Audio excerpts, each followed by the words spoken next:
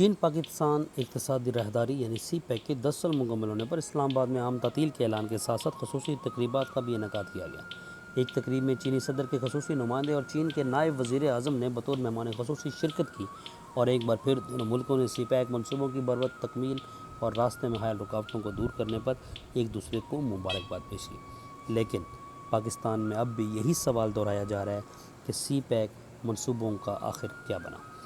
چین پاکستان اقتصادی راہداری کی ابتدا تو بہت دھوم دھام سے ہوئی تھی اور اسے پاکستان کے لیے گیم چینجر قرار دیا جا رہا تھا، لیکن پھر یکایک ان منصوبوں کی ڈیڈ لائن مس ہونے لگی اور ان منصوبوں کی اہمیت پر سوالات بھی ہونے لگے۔ واضح رہے کہ پاکستان چین اقتصادی راہداری کے تحت چین پاکستان میں 62 ارب ڈالر کی سرمایہ کاری کر رہا ہے، جس کے تحت سڑکیں، زراعت، بجلی اور پانی کے منصوبوں پر کام ہوگا۔ سابق صدر پرویز مشرف نے سن 2006 میں چین کے ساتھ مفاہمتی یادداشتوں پر دستخط کیے تھے، جن میں 50 کے قریب منصوبوں پر کام ہونا تھا۔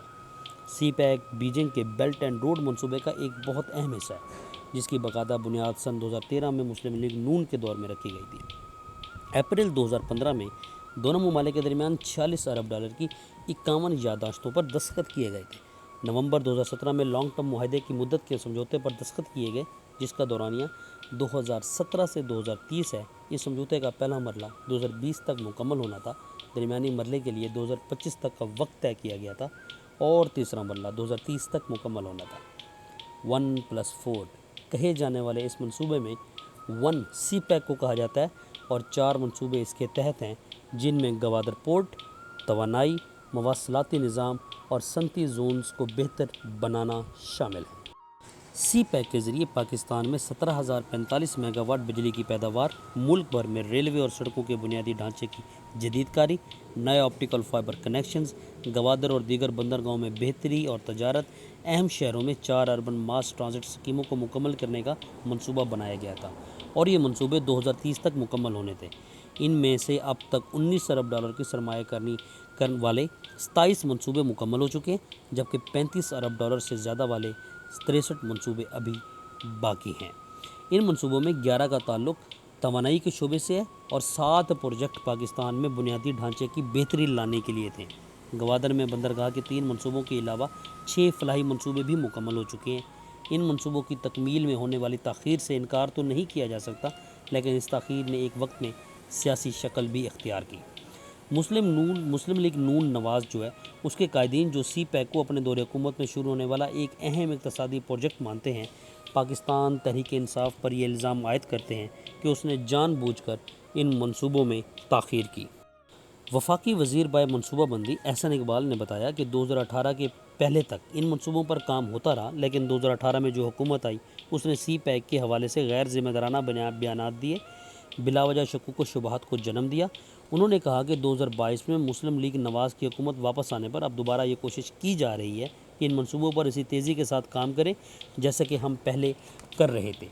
احسن اقبال نے کہا کہ اس وقت ایک بڑا مسئلہ یہ بھی ہے کہ پاکستان کی موجودہ معاشی صورتحال اور چیلنجز کی وجہ سے ہمارا ترقیاتی بجٹ کا حجم کافی سکڑ چکا ہے اور ایسے میں نئے منصوبے شروع کرنے کی جگہ نہیں، جتنی کہ ماضی میں ہمارے پاس دستیاب تھی۔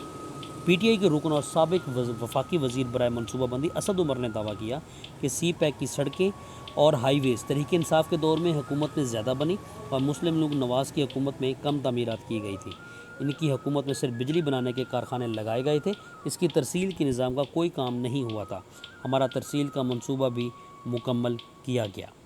جہاں کچھ لوگ سی پیک کو پاکستان کی بحالی سے جوڑتے ہیں تو وہیں کچھ لوگ اسے پاکستان کی درپیش مسائل جو معاشی مسائل ہیں اس کا ذمہ دار بھی سمجھتے ہیں۔ بلوچستان کے ساحلی شہر گوادر میں آج بھی تنقید کی ایک بڑی وجہ سی پیک کے تحت مکمل نہ ہونے والے منصوبوں کو مانا جاتا ہے۔ تبھی ہر کچھ مہینوں بعد گوادر کے شہری پانی اور بجلی کی کمی کے باعث سڑکوں پر احتجاج کرنے نکل آتے ہیں۔ گوادر کے ایک شہری نے بتایا کہ پانی اور بجلی فراہم کرنا چین اور حقوں کی ذمہ داری نہیں، ہماری بنیادی ضرورتوں کی ذمہ داری پاکستان کی حکومت ہے، جسے ہم ہر وقت سوال کرتے رہیں گے۔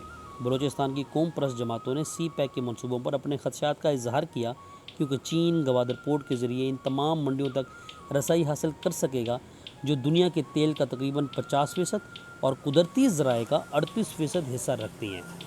اس بارے میں جو ڈاکٹر کیسر بنگالی کہتے ہیں کہ آپ کو گوادر بندرگاہ کا معاہدہ اگر دیکھتے ہیں تو اس میں 91% ریونیو شیئر جو ہے وہ چین کا ہے اور باقی پاکستان کا۔ جس سے آپ کو یہ ظاہر ہوتا ہے کہ اس سے زیادہ بینیفٹ کس کنٹری کو ہونے والا ہے اور اس کا مفاد زیادہ کس کنٹری کو ہے۔ سی پیک کے بارے میں گیم چینجر اور فیڈ چینجر جیسے الفاظ کئی بار استعمال کیے گئے، لیکن اس کو جتنی زیادہ امیدیں اس سے کی جا رہی تھیں اور منصوبوں میں تاخیر کے باعث کہا جاتا ہے کہ سی پیک اس طرح کارآمد ثابت نہیں ہو پا رہا جتنا سوچا جا رہا تھا۔ اور اس کی سب سے بڑی وجہ جو سمجھا جاتا ہے کہ کیونکہ سی پیک کو بہت زیادہ سیاسی بنا دیا گیا ہے۔